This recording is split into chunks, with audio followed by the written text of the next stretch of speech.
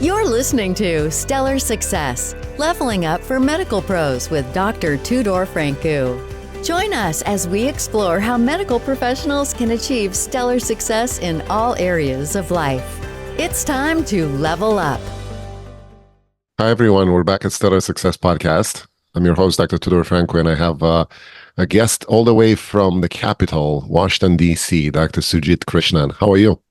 I'm good, Tudor. How are you doing? I'm great. Thank you.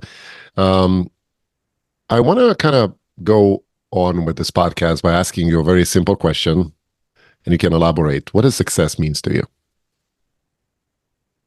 Well, success for me, I guess, currently in terms of what I'm doing, I suppose I run digital health startup, and we focused on maternity. And our sort of overriding goal with that is to improve maternal outcomes in the United States and then maybe the rest of the world.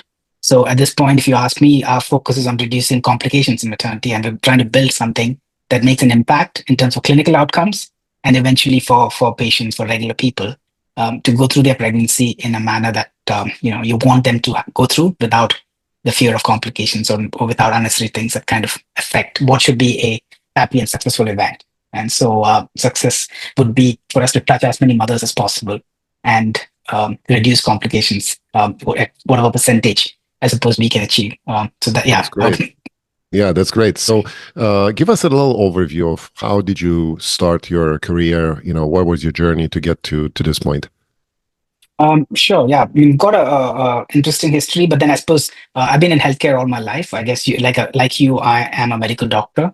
So I did my basic sort of medical training, medical school, and all of that in India, in the south of India. And then I went to the UK to do my surgical training. So I did general surgery, and I was going to specialize in neurosurgery, but I decided to kind of change my career. I was always going to kind of explore things outside clinical practice. And so after I did my surgical training, I decided to go and do an MBA. And so I joined business school in the UK in London, London Business School. So I spent a couple of years doing a full-time MBA because I wanted to pivot out of clinical practice into something that was more business and technology oriented. And so during the MBA is when I kind of got interested in healthcare technology. And so this is, you're talking a while back, about 25 years now, since I kind of joined the business school program. And so those were kind of heydays of medical technology. And it was the time of companies like Cisco being the biggest in terms of market cap in the world. So I kind of got to get into healthcare technology as part of my MBA program because I did an internship at Cisco. And so that is what kind of got me interested in the technology aspects of healthcare. And so since my business school, I've kind of been working in areas of healthcare that are very technology adjacent or technology related, whether it's consulting in pharma or digital health, building sort of thinking and building new tech systems. I worked in different parts of the world, UK obviously being the place where I've spent a lot of time, India, of course, the US, and Singapore, Southeast Asia. And so I've been kind of building and working on new age sort of technology, deployment systems, telehealth, e-prescriptions, remote monitoring, all of these from its early inception sort of stages to now to running a digital health company at this point focused on maternal sort of outcomes, remote monitoring, and patient engagement. Very interesting. So you're a classic example of someone who has a medical background, has a medical expertise, and decides to go into the business of it, and moreover into the riskier part of startup. Can you give us a kind of a overview of where is your end goal with the startup? How did you start this enterprise? What kind of a success had with it, and what's your end goal with it? Sure. So, although I'm kind of doing this right now, the original plan for the startup that I'm working on, I actually wrote as part of my business school MBA 25 years back. I wrote a plan for disease management and remote monitoring. This was 2001, before we had 2G. I think UK was just about getting 2G at that stage. In terms of bandwidth and communication technology, and I was kind of talking about remote monitoring. So actually, looking back at the report that I'd written, I wondered, what I was thinking when I wrote those things. But what I'm trying to do now is implement something I'd conceptualized 25 years back, because now you have the technology to do those things. So real-time monitoring, looking at patient sort of data on a real-time basis, and then providing inputs and changes in sort of treatment on that sort of basis, rather than, seeing patients typically in your clinic or whatever. So everything I've done now or I'm doing now is focused around the technology aspects, looking at patient stratification, predictive analytics, AI, and all that sort of thing. And so the end goal with this is to build a full-fledged health management or disease management platform that has very condition-specific, deep expertise in the conditions. We started with maternity, but the goal is to translate learnings of that into other sort of disease conditions and build very deep, robust capabilities around each medical condition. Eventually, it becomes a whole health sort of management platform. We're focused on the US as our main market, but obviously planning international sort of expansion and foray. We've got conversations going on in the Middle East and Singapore right now. So I want to build a full-fledged health management sort of company, which involves, obviously remote monitoring is a key aspect, but then at this point, we're also looking at building a health assistant that uses AI. So eventually, create a honest sort of broker for an individual that would work on their behalf and manage everything connected with their health, and touch as many lives as possible. So this is not a short-term sort of goal. I'm hoping to run this enterprise for the next 7, 10, 15 years, and touch as many lives as possible. So just a simple question for someone who doesn't have any expertise in starting a business. How is it to start a startup? What does it take? What does it mean for someone like you? What kind of skills and habits do you need to have to take an idea and put it in a business? I guess the first sort of quality, you need to be very foolish and pig-headed to do a startup, because it's not something I would recommend for too many people, because it's something that raises your blood pressure and gives you a lot of anxiety and tension on a daily basis, because you don't know what you're hit with every morning or every evening before you go to bed. And so, yeah, I mean, it needs a lot of resolve and support in families and a bit of pig-headedness, especially in my case. I started this a little late. I wasn't an early stage, out of college graduate doing a startup. I did my clinical work, I did MBA, I did some consulting, and then came into this sort of area. So you need to have a lot of determination and be a little foolish, and also be very stoic, I guess, I suppose, because you don't know what you're getting on a daily basis. And being able to imagine something in the future and then work towards it, because it's small sort of successes, small goals that you work towards, because the end is obviously not very clear when you start out. And so and being willing to pivot, I suppose, as you learn certain things. Like, for instance, in my case, in this current startup, we started out by building something that we thought was going to be direct to consumer focused, but then realized that patients didn't want to pay for some of these things. So we pivoted into an insurance sort of paid model. COVID came in, and then we had to kind of make changes because of that in 2000, 2001. And so being able to pivot, learn from your mistakes, and yeah, I mean, have a little bit of thick skin, because most of the time you don't know whether anything you're doing is going to work out.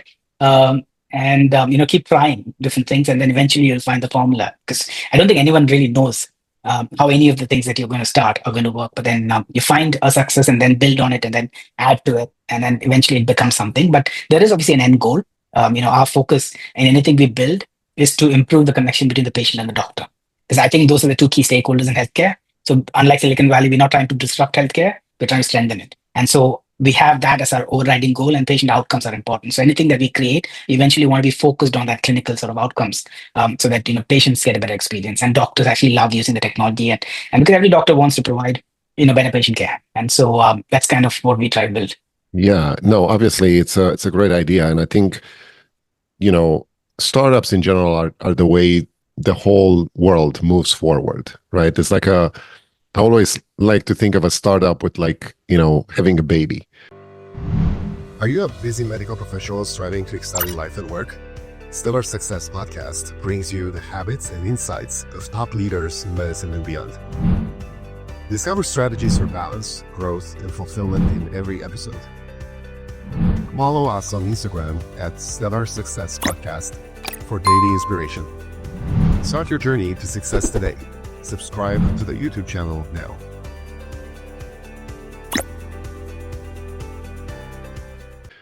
In the mother's womb, and you develop that little baby from a few cells to a full body, and you finally deliver after nine months, a full product, a complete human being. And it's the same process in a startup. But as we all know that the rate of success of not only most businesses, but most startups, it's very low. What do you think is the key ingredient to be successful in a startup? I think patience probably is what I would say. Because, well, there are obviously examples of people who get successful, something catches fire very quickly and easily, and then it works out. In healthcare, we find fewer examples of those because, like a Facebook or a Google, when an idea takes off, then it just takes off exponentially. In healthcare, especially clinical delivery and things like that, it's a grind. It takes a long time. So you've got to be patient to eventually get to the stage where you need to get to. So if you're doing anything in digital health, I would say patience is probably the key because you're not going to find success overnight. You're not going to find success in 2 years, 3 years. It might take 7, 10 years.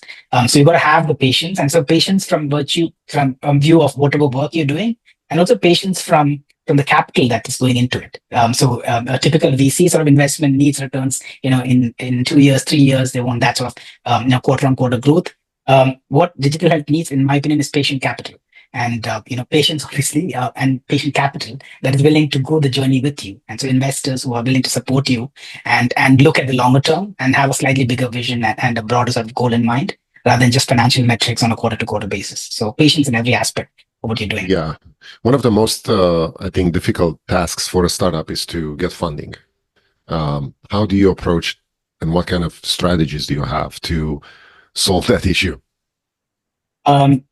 I suppose, yeah, funding is a challenge, and depends, I guess, on the space you're at and the people that you're working with. The last few years, has been very, very tough for digital health, and so there are lots of failures, a lot of companies that have raised good money and then gone bust. So the last 18 months or so has been tough, but overall, in general, I guess, yeah, it's a question of how you package your idea into something that people can buy into. I tend not to kind of go with the norm. For instance, right now everybody does AI, and I know that's the easiest way to get funding. And even in healthcare, people are trying to do AI. But I mean, I understand what AI is, and I've been looking at these things for many years before it became like a buzzword.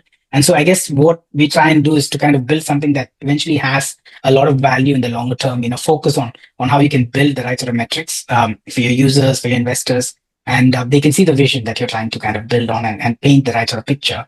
Investors do get excited by sudden growth and hockey stick shaped sort of growth curves and things like that. However, it's not possible for everybody to achieve those, especially in the sort of industry that we work in. And so I think the way to attract investors, like in any industry, is to kind of paint that good picture that shows good traction, whatever the metric is, whether it's revenue, user numbers, or even the tech that you're building.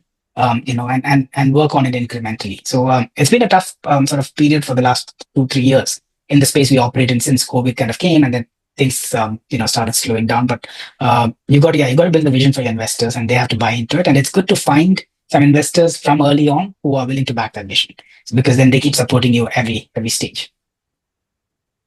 Yeah, because it's obviously something that the idea itself moves forward the whole process. And if you have a good idea and a good, basis for that, everybody's going to rally with you. This podcast is called Stellar Success. And ironically, it's very well known that very few people learn very little from success, usually. We mostly learn from failures and bumps in the road.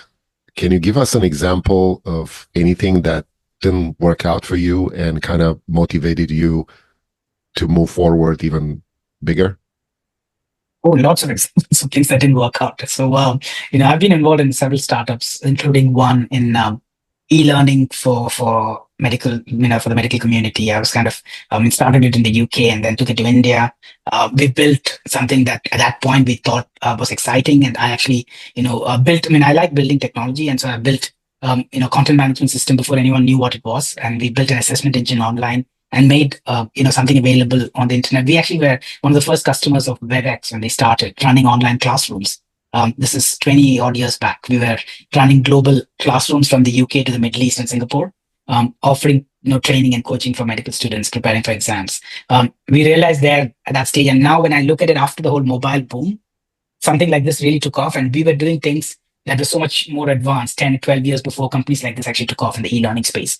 And so I think one of the things that I feel is that you got to be in the right place at the right time, because you can have a lot of ideas, and lots of people have a lot of exciting ideas, but it doesn't matter so much if you're not in the right place. For instance, if we were actually conceptualizing something like that when the mobile boom happened, we would have had much more success than in the regular sort of old internet sort of age. I've done, corporate health management, startup, which again wasn't that successful because, we're trying to build a package and a solution that didn't appeal to the right sort of customers. So there are lots of things in terms of tech. I think building the right tech that customers want to use, because you can build a lot of tech layers. Eventually, if it's not simple enough for a patient to use, they're not going to be excited about it.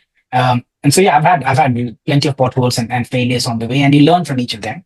And you keep, like I said, you keep pivoting and you keep coming up with the right sort of solution. As long as the core belief remains, I think failures on the way are just going to add to what the end product is going to be for you.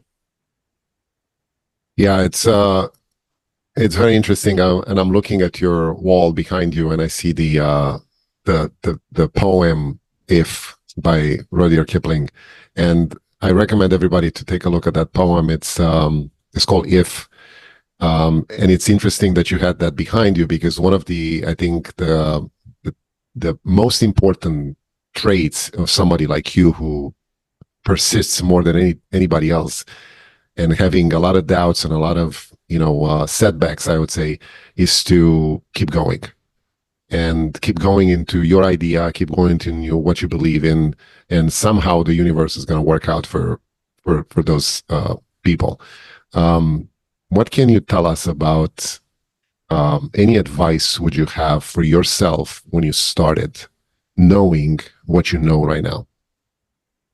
So I think, that poem is a very inspiring poem, and I think there are several lines in it that appeal to entrepreneurs. Like if you can make one heap of all your earnings and bet it or wage it on one throw of the dice, and believe in yourself when no one else believes in you. That sort of thing. So there's a lot of things to learn from that poem, and it's interesting that it's there. I mean, actually, even in another conversation a few weeks back, I remember somebody actually mentioned it, and they said it was their favorite poem as well. Another entrepreneur working in a similar sort of space.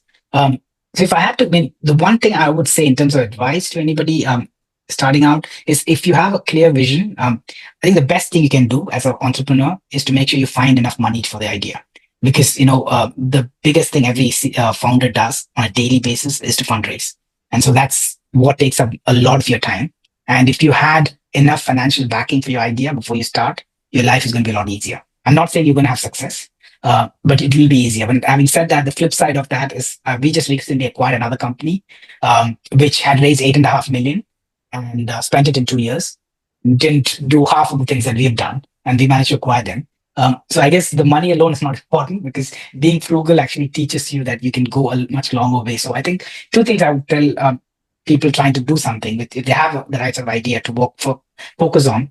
One is find the money, and then to spend it wisely. Make sure it lasts a long time, because it's always good to have enough money in the bank when you're trying to do different things. And so that's one of the biggest pressures of entrepreneurs, ensuring that you can pay all the bills. So yeah, that's what we have. For some reason, the whole world revolves around money somehow, right? So even if you have a good idea, if you don't have enough money, that's going to be an issue too. But in the same time, you can't raise money without having a good idea. So it's kind of a circle around. But what kind of project do you have for this year? What's your intention? What's your goal with the company? How do you want to grow this? Absolutely. So we made a new acquisition, just closed it last week. Now we're just trying to assimilate that company. It's something that's in the healthcare space that provides allied services to OBGYNs. We provide the technologies, they have the service. So we're trying to build and incorporate our sort of tech platform into their service offering. And so the next few months is going to be around strengthening that company, increasing revenue there. We've got a couple of international forays planned. We've got a plan to expand into the Middle East and UAE and Saudi Arabia. There are companies that are interested in partnering with us there, and then also in the Southeast Asian market. We are also looking at another acquisition. It's a company in the digital sort of deep tech healthcare space, and we are negotiating with them on a potential acquisition stroke merger with us, so that we can then take a combined offering to market. What we're trying to become is the leader in the women's health digital sort of space in the US, and then gradually internationally. So the next 2 years, we expect to be the comprehensive end-to-end digital maternity service provider in the US. And then hopefully internationally in the next 3 to 5 years. Very nice. So again, what's the company name? How can people get in touch with you, learn more about this? So the company is called Metronomic, and our platform in maternity or women's health is called Materno, Materno. So Materno is our digital maternity platform. We've acquired a company called Iron Health just last week. So Iron Health is in the OBGYN service delivery space. And we are looking at another company, which I can't mention the name of right now, which does something in the maternity space around remote monitoring. And so, you can reach me on LinkedIn. Obviously, if you search for Materno or my name, you'll find me on LinkedIn. That's probably the best place to reach me because I spend a lot of my time reaching out to others on LinkedIn. And I think you and I met on LinkedIn as well. So Yes. That's as good a place as any. Yeah, obviously. I suggest everybody to take a look at your project, and I think it's inspiring for most of us to learn more about someone like you who can I would say elevate the medical practice to some more digital technology projects like this to improve patient care. Sujith, thank you so much for being here. I wish you good luck, and I hope we can circle back maybe later on in the year and see where you are with your project. Absolutely. Thank you. A pleasure talking to you, Tudor. Thank you. That's a wrap on Stellar Success, Leveling Up for Medical Pros with Dr. Tudor Francu. Interested in joining us? Go to stellarsuccesspodcast.com/guest to apply. Stay stellar and level up.